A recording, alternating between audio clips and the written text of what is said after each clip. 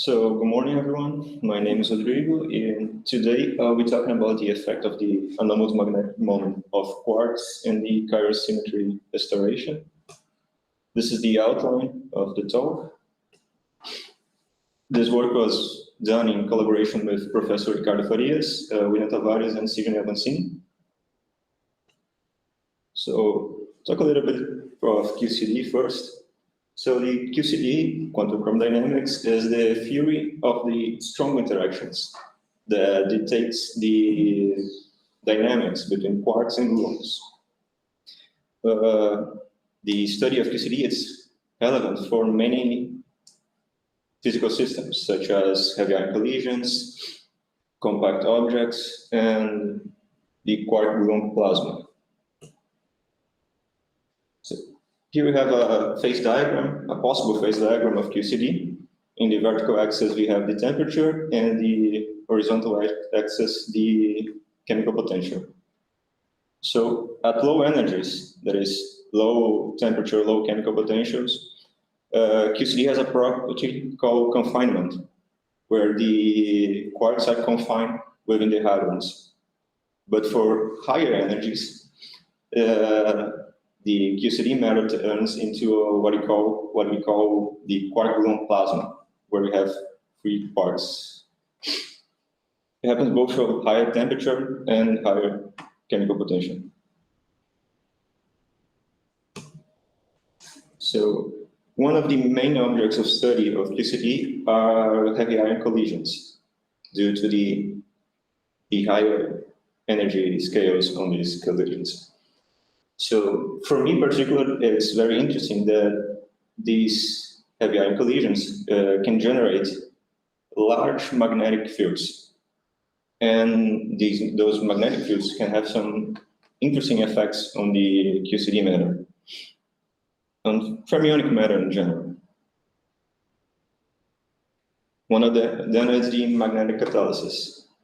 So it's normally characterized for the increasing of the chiral condensate as the magnetic field increases.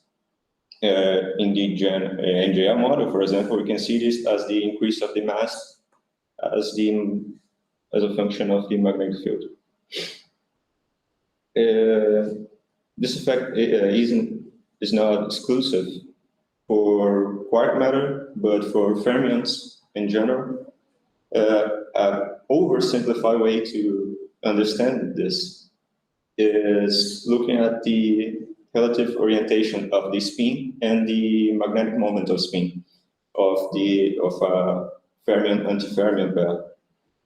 For example, the negative charge particle, the spin and the magnetic moments will be always pointing in the same direction.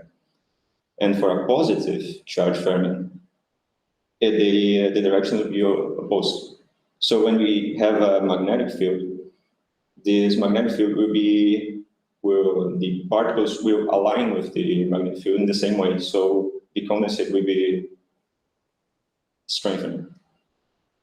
The opposite behavior would be observed for the fermion-fermion pair, where the magnetic field tears the pair apart.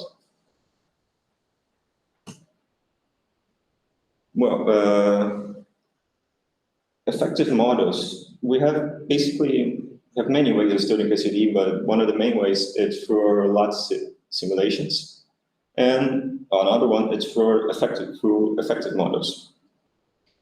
So lattice simulations will give us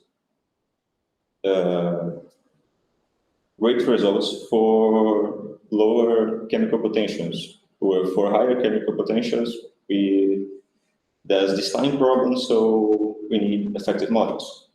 There's a contradiction between effective models and lattice simulation. The effective models predict that magnetic catalysis should happen for every temperature, but that's not the case when we look at lattice simulations. Lattice simulations, they confirm magnetic catalysis for low temperatures, but we see the opposite happen when we have temperatures close to the pseudo-critical temperature. where the magnetic fields start acting as a catalysis to the restoration of the symmetry instead of breaking the symmetry.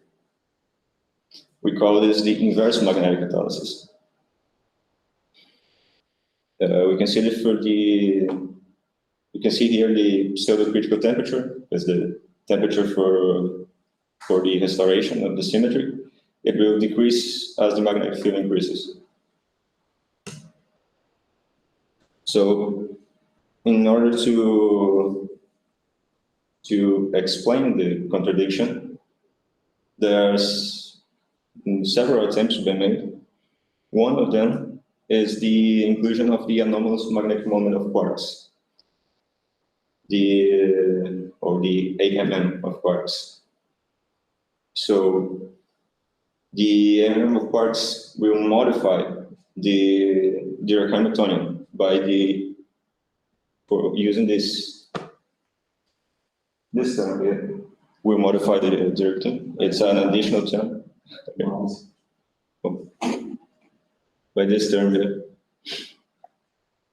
it's an additional term that comes from the inclusion of the AMM.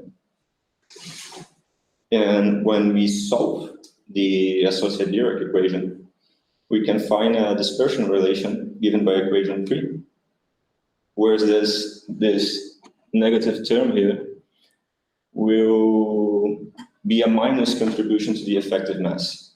So we believe that it could possibly explain the inverse magnetic catalysis. If we look at the energy levels, when we consider the effect of the AMM, we see a sort of a Siemens splitting happen, something similar to that, that could help carry that would change the expected result. So when we are in the context of the NJR model, the inclusion of the AMM will be done through the Schwinger ansatz proposed for QED. It's that term that I've shown before. But in general, most results in the literature are completely different. For example, here we have two results where the same calculation was done. The only thing that 2 minutes. All right. The only thing that changes is the regularization procedure. As you can see here, we have a magnetic catalysis happen on the left panel for low temperatures, and then we have something similar to a first-order phase transition. But in the right panel, we have inverse magnetic catalysis happen everywhere, and the restoration occurs as a smooth crossover.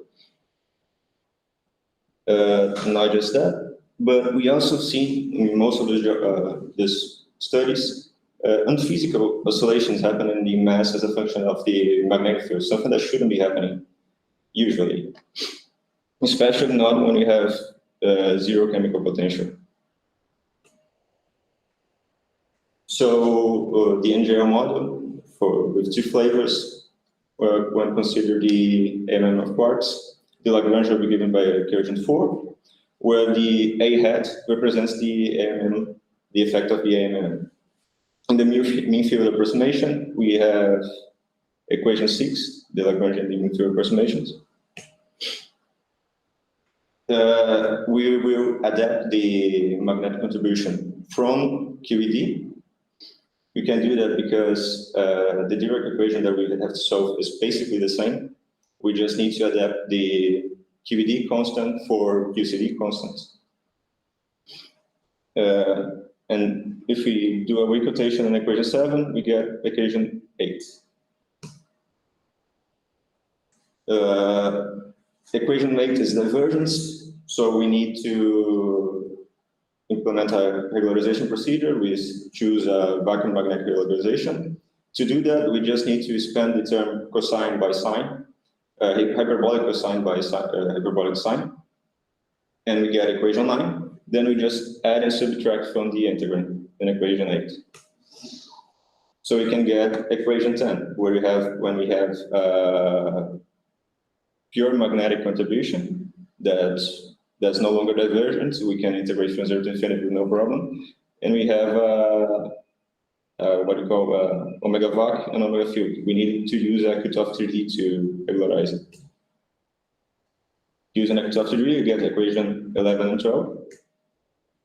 So the thermodynamic potential will be given by equation 13, where the thermomagnetic contribution is given by equation 14, is the standard. And the gap equation, we use the gap equation to determine the mass, given by equation 15. So these are the parameters that we use for the numerical calculations. Here we have the mass as a function of the temperature for two sets of AMM. The kappa 1 is a more sizable set, and kappa 2 is the smallest values of AMM. We can see that for low temperatures, there's magnetic catalysis is happening. The restoration occurs as smooth crossover in both cases.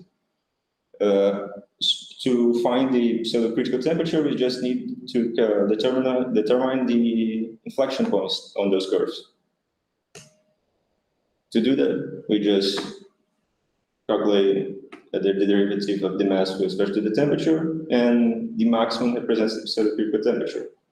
As you can see here, for kappa 2, it's always increasing. For kappa 1, it decreases just for a small window and then start to increase again. You can see this better in the pseudo-critical temperature as a function of the magnetic field.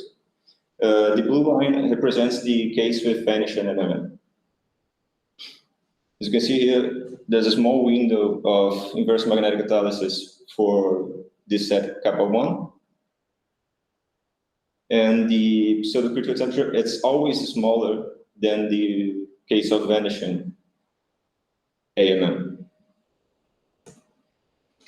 We have the mass as a function of the magnetic field. As you can see, we no longer have unphysical oscillations happening, as expected for the VMR regularization scheme. And conclusions, the main effect of the AMM is, in fact, to reduce the pseudo-critical temperature, but it only explains the inverse magnetic catalysis in a small window. And as expected, when we implement a VMR scheme for regularization, there's no longer oscillations and physical oscillations. Anyways, thanks for your attention.